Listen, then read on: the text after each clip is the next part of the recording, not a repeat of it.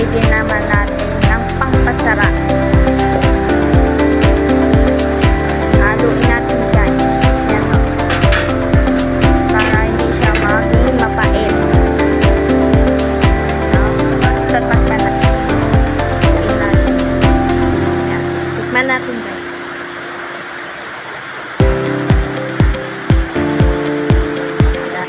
Good yung lasa guys. Masarap. Next, lagay naman natin yung sere.